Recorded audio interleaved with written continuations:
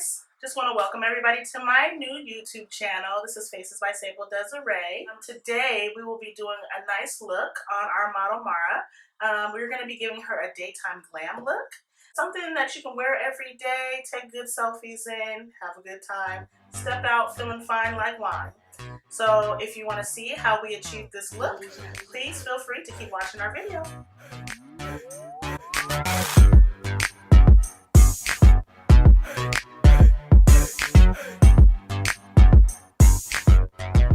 When beginning your makeup application, you want to make sure that your skin is highly moisturized. With applying the moisturizer, I'm using a stippling brush, kind of moving it and pressing it into the skin.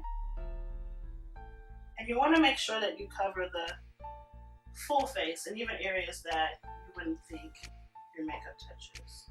And I'm just using a lip conditioner by MAC Cosmetics, mixed with Vaseline.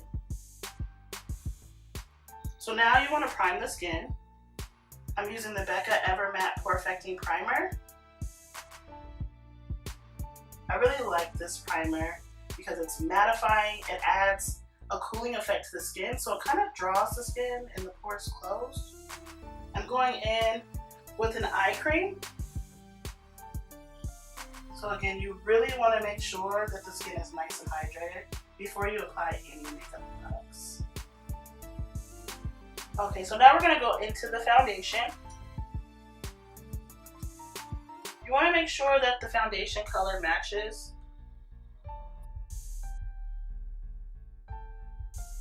Blending, you want to make sure that you're kind of pushing the product into the skin. They call this stippling. Next, we're going to go in and we're just going to go ahead and contour. You want to use a color that's 3 to 4 shades darker, but I like to use the same type of tone. So with a warmer skin tone, I would like to keep a warmer dark brown.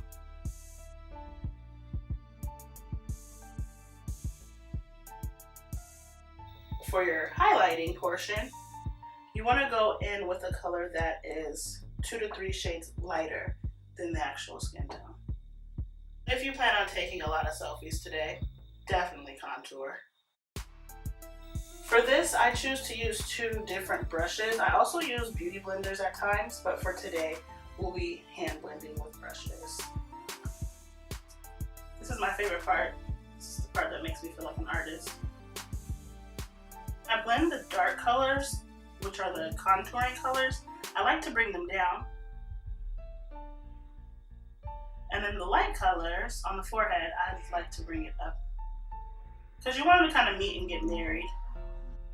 And you really have to blend, work it into the skin. It's where the definition of a beak face comes from. You're like beating it into the skin. Also with the dark color, it warms the face kind of back up. It gives the face dimension. So you want to make sure you're into the hairline with that as well.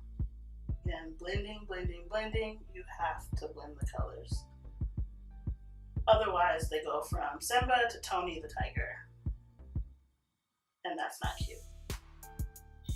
And again, you're still stippling and pushing it into the face. Come down from the brow bone with your highlight color. You want to use a different brush. When using cream-based or liquid-based products, you always want to go back and set these products with powder products. That way it doesn't move. So the front of your eyebrow, if you notice the hairs go up, hairs on the end, the tail end of the eyebrow kind of go down.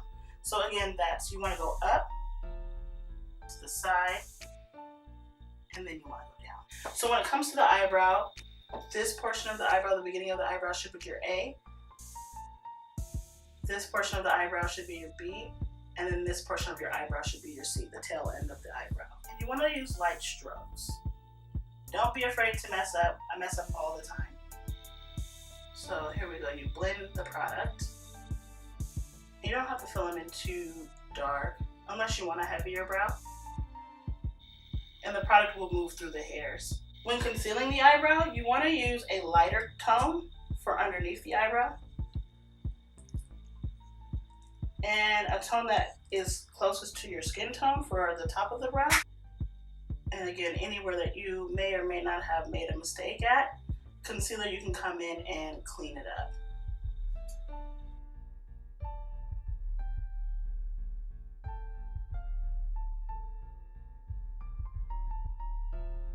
I wanted to do my cream products again first before I set them with powders.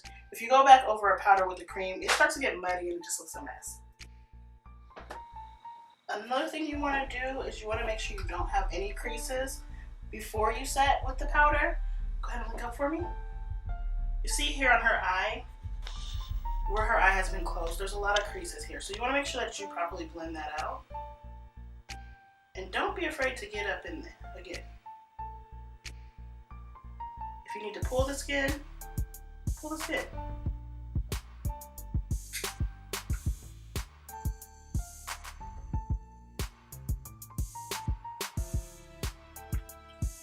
Remember, the light color powder foundation that you use should go with the light color that you applied with your cream or liquid-based foundations. As you'll start to see, her skin is kind of molding together and fusing together. Also, you won't see a line of demarcation and separation. I'm going to set with a little bit of translucent powder underneath her eyes, just in case there's any fallout. It doesn't get mixed into her foundation.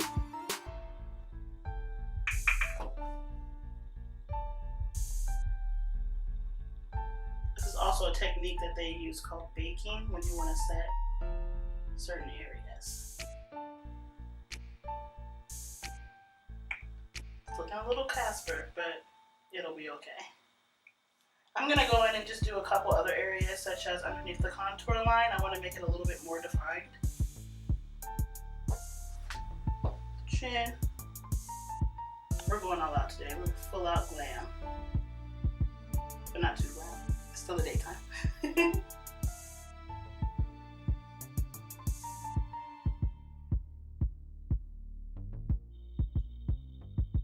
Today's colors are going to come from the semi-sweet Too Faced chocolate bar. It's one of my go-tos.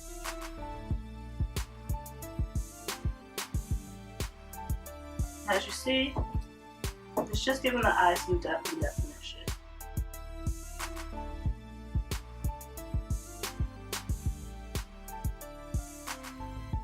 And you do want to make sure that that's well blended.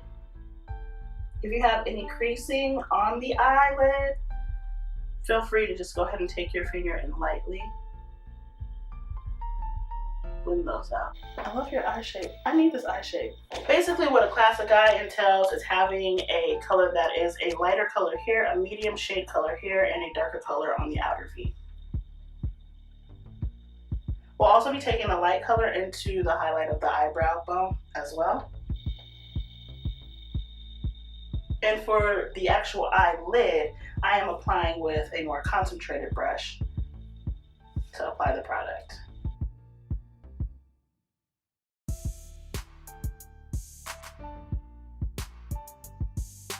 I'm going back in with the same blending brush that I used for the crease, and I didn't add any extra product. I'm just using the product that was still remaining on the brush.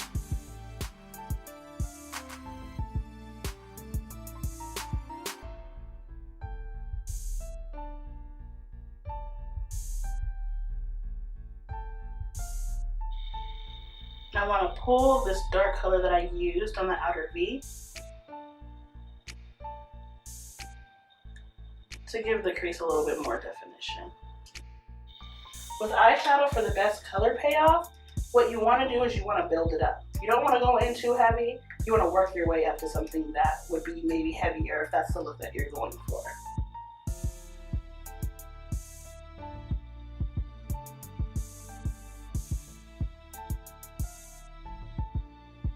I'm just going to bring that lighter color into the brown bone, and you again want to blend it. I'm going to use the same blending brush that I used for that original crease color. So again, you see here, we want to blend this out. You don't want any creases. And when applying the eyeshadow with a more concentrated brush, I choose to pat it on, like you're pushing it into the skin again, like we did before.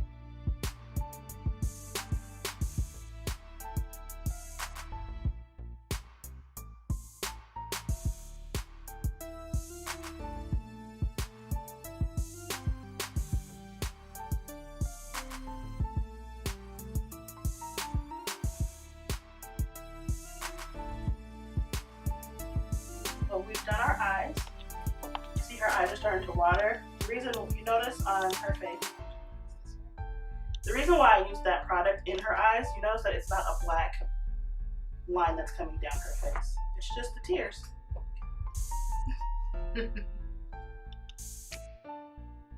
Watering happens. Me and myself personally, I water all the time, so I tell people don't worry about it. That's what I'm here for.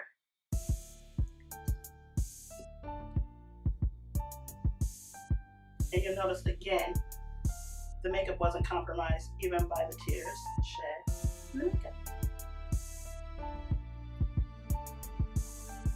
So now we're going to apply blush. What you do is I actually start back here. That way the most concentrated area where the blush initially touches the face.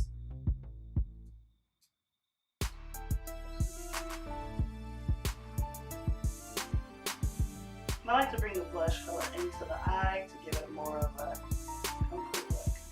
We don't want that 1985 look though, not in 2016. I love a glowing face. This is the glam portion for me. I like to shine bright like a diamond. April birthday, diamond birthstone. I can't help it. Comes naturally. Today we're going to be using the That Glow kit from Anastasia Beverly Hills that everybody's raving about.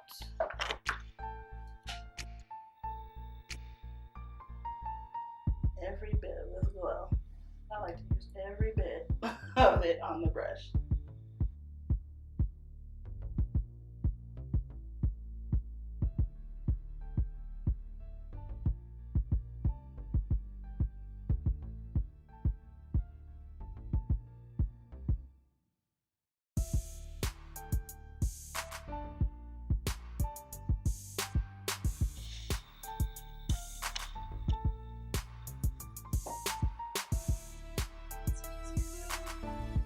I use my nails like tweezers.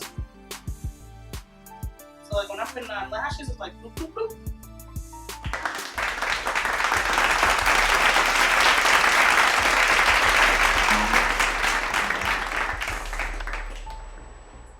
Okay, so we just saw our daytime glam look and she looked amazing. A real reaction too. She hadn't seen herself while I was doing that one, so it was good to do it. I'm so excited to be a part of the YouTube family. This is my first YouTube video, and so I hope everybody enjoys it. If you have any questions, comments, concerns, anything, feel free to comment below. See you guys next time.